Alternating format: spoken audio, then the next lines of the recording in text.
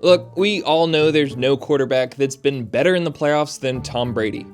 He's won more Super Bowls than anyone else. You need to add up multiple Hall of Famers just to sniff his total for postseason games won. He even has more passing yards in the playoffs than Super Bowl attendee Rex Grossman had in his career. It's stupid. That said, even the greatest has put together a performance worthy of nothing more than fuel for a dumpster fire. A complete stinker that was over before the second quarter. A day best forgotten, an outing without hope, a game that, well, was just the absolute worst. This is the worst Tom Brady playoff game. January 10th, 2010, Foxborough, Massachusetts, Wild Card Weekend.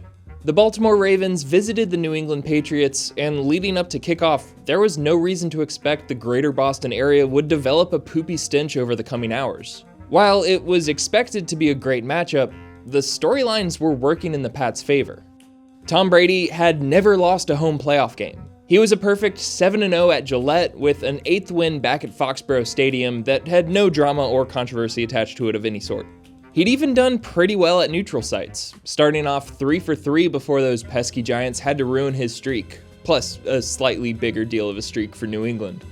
It's rarely talked about and even forgotten in some circles, but the Patriots actually had a chance to have a perfect season, 19-0.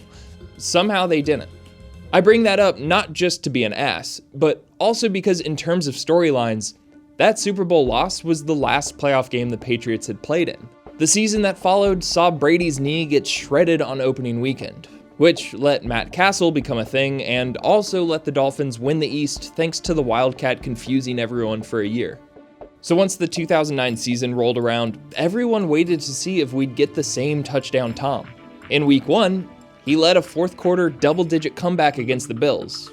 That sparked a pretty solid season for Brady and the Pats, even earning Brady Comeback Player of the Year honors. They wrapped up the division in week 16, but with the chance to earn the AFC's 3 seed, they played their starters to close out the regular season. That move cost them one Wes Welker.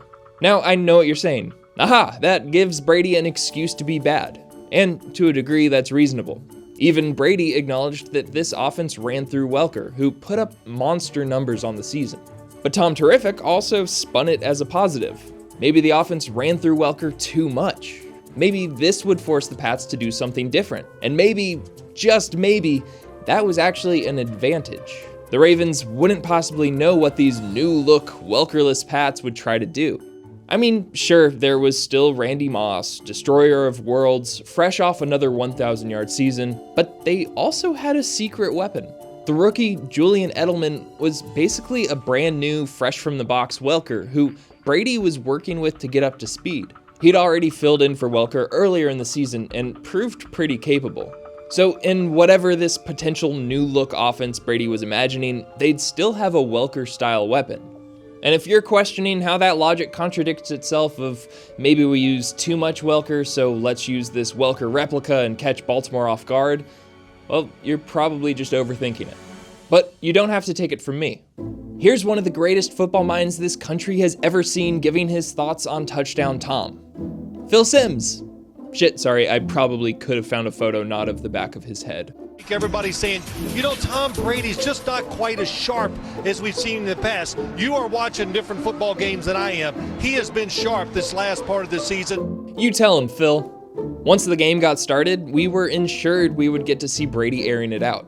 On the very first snap of the game, Ray Rice took a handoff 83 yards for a touchdown. So, Tommy's got a sling. Down a quick 7, Brady's first pass actually lost 3 yards to Edelman, but that's all part of the plan. Keep them on their toes. For his second time dropping back, let's freeze it right here and play a little guessing game. Do you think Brady's going to A, find Moss deep for a big chunk, B, go back to Edelman who picks up the first down with some yak, or C, Brady has completely zero awareness of Terrell Suggs coming off the left side for a strip that sets the Ravens up to take a 14-point lead?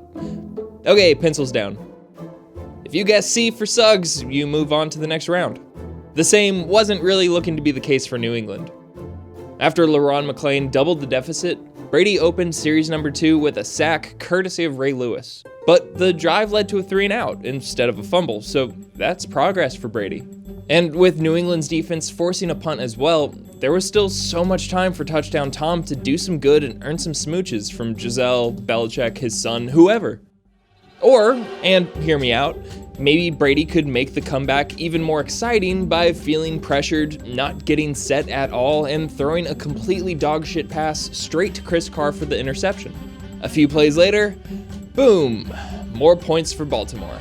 Okay, pop quiz number 2. The very next time Brady got to throw the ball, what do you think happened? A, he targeted Moss for the very first time of the game. B, the new toy Edelman did a good. Or C, he throws to Sam Aiken, who's definitely a real person, while Ed Reed is nearby, who picks it off after the ball hits Aiken straight in the hands. Here he's well protected. On second down, the throw, Aiken, and it's intercepted off the deflection. Once again, C is a winner. That's back-to-back Brady pass attempts that got picked off. At this point, after 12 minutes of play, Brady is 2 of 6 for 3 yards with 3 turnovers. And at the end of the first quarter, the Ravens lead 24-zip. It's not going good, but it's also not going so bad that it's Brady's worst game ever, so there's that. That would still probably be his performance on September 7th, 2003 against Buffalo. In that disaster of a week 1, Brady completed 14 of 28 passes for 123 yards, 0 touchdowns, got sacked twice, and tossed 4 picks in a shutout to the Bills. A Bills team that would win just 5 more games that season. Brady even got benched for the Rohan Davey. Just an absolute poop storm that then sparked a season where the Patriots won the Super Bowl, so using some sort of Phil Simsian logic, that means Brady's gonna lead them back in this one. And at the start of the second quarter, they got a little bit of help.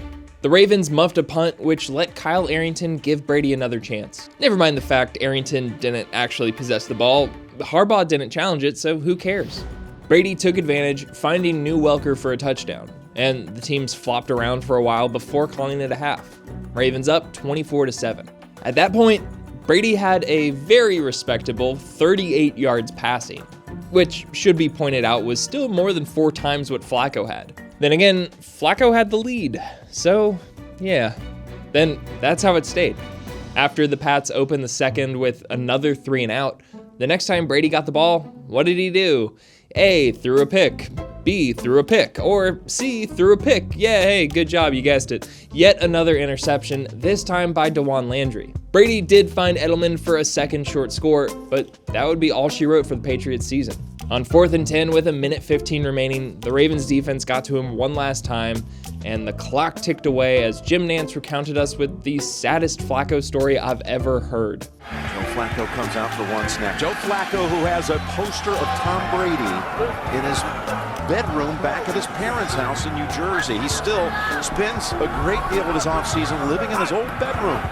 Another fun fact, this is actually a 2-for-1 worst episode, because this was also Joe Flacco's worst playoff game. The Ravens signal caller, the victorious champion, the hero who rolled into Gillette and handed Brady his first home playoff loss, finished the day with eye-gouging numbers. 10 pass attempts, 4 completions for 34 yards, no scores, and 1 interception. What the hell? But still, he got the win.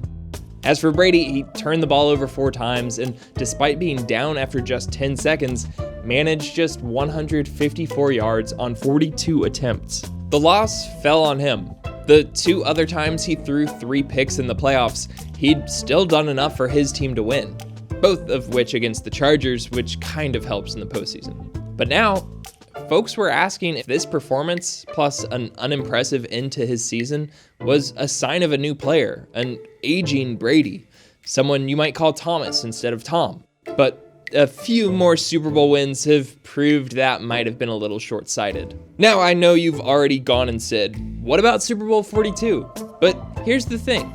Yes, they should have won that game, and I'll reiterate, a lot of people forget New England would have been 19-0 with a win, something no team has ever done. It's wild. No one ever really talks about that.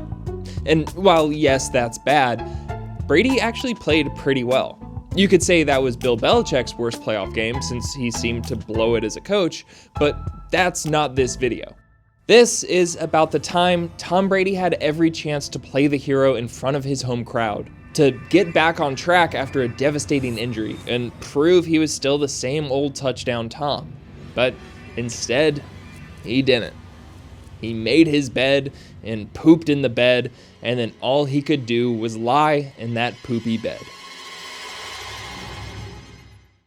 Hey, thanks for watching. While I have you, I think you'd like this episode of The Worst from this same season about this same Patriots team, when they absolutely stomped out the Titans in the worst blowout. Or here's another option that I am willing to bet you $100 you either enjoy or you don't. Subscribe to SB Nation, and we'll see you soon.